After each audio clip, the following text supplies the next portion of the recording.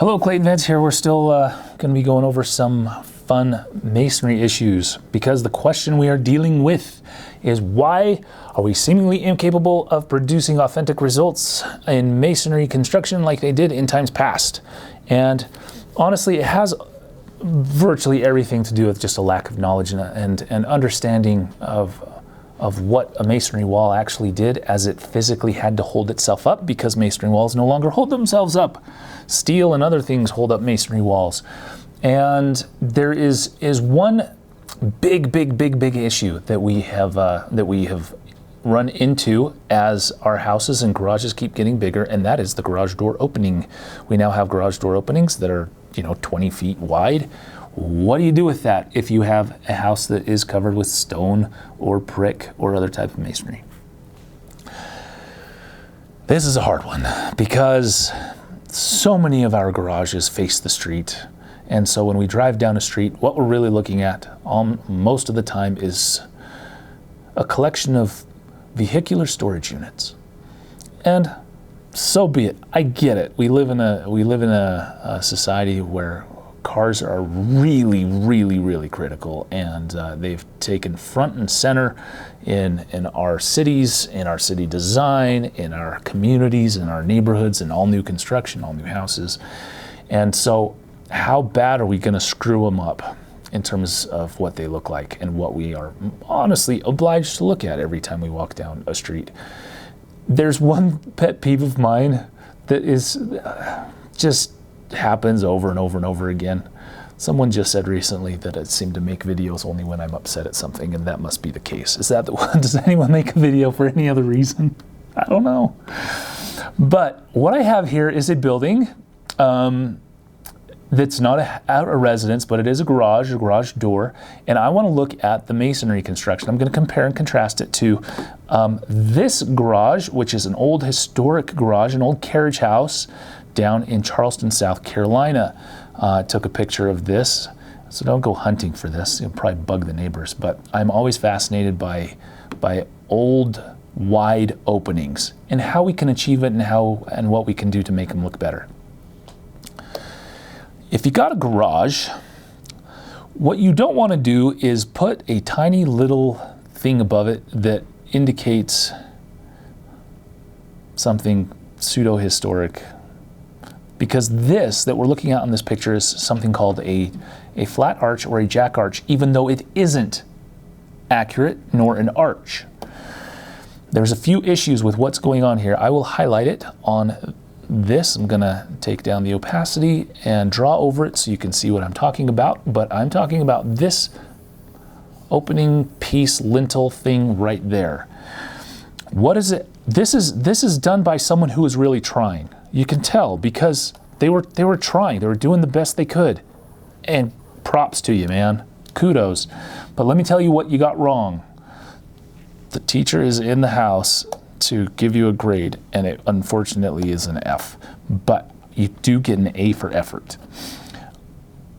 A jack arch or flat arch, as they are called, is a flat lintel over an opening that all go down to a center point.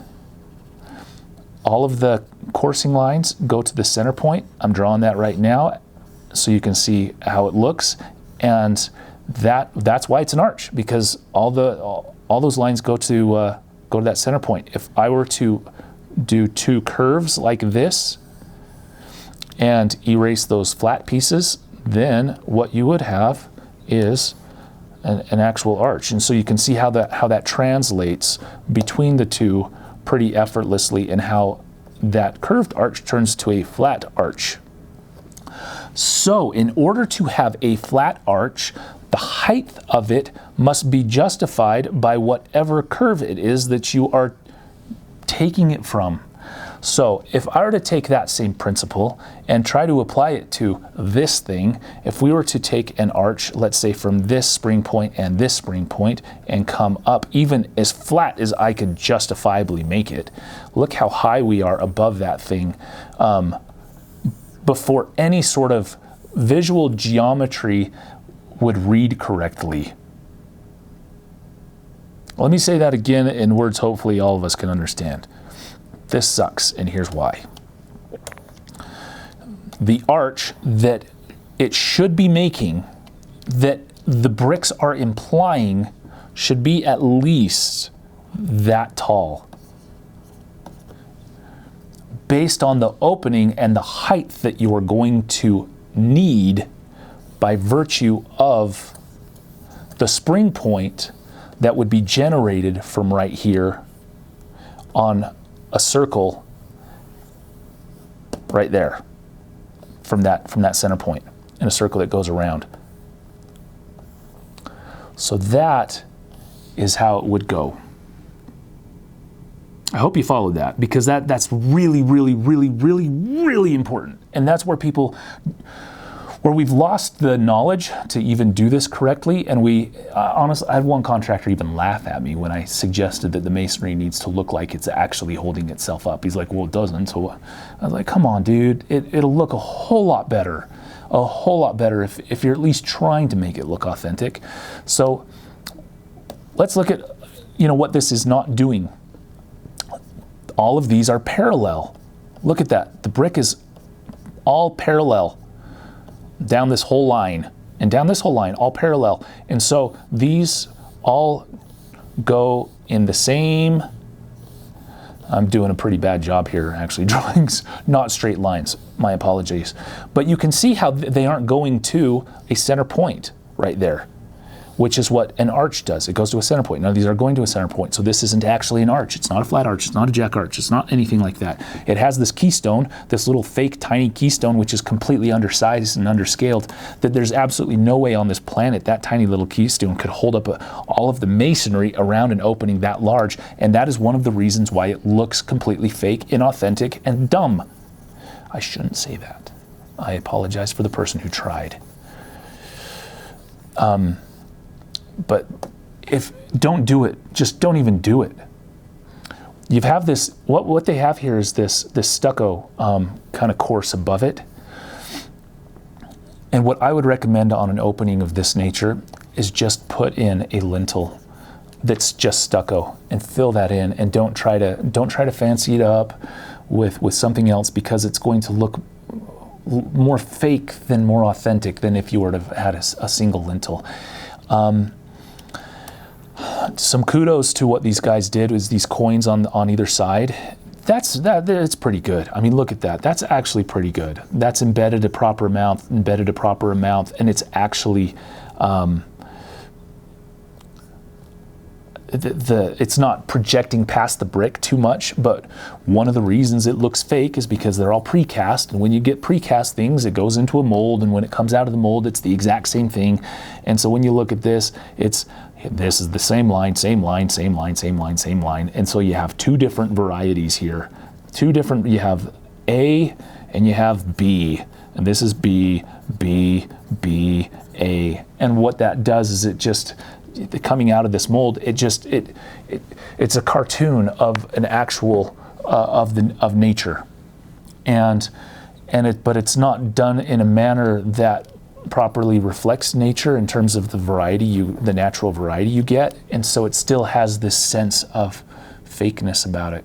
So my gosh, I just plead with the fabricators to create a larger variety of molds, so it's not just A, B, A, B, A, B repeated, or A, B, C, D. Make it A, B, C, D, F, G, H, to Z, or double Z, just so there's enough variety that we're looking at something a little more authentic. If you're going to do these precast things, let's compare this to this Charleston example. So, what we have, highlight that. We have the spring point.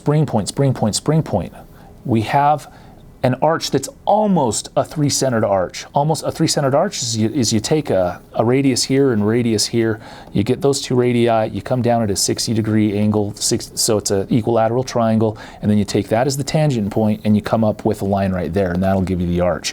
And so that's what I'm talking about, is that dimension is the minimum dimension needed in order to make any sort of lintel actually be good.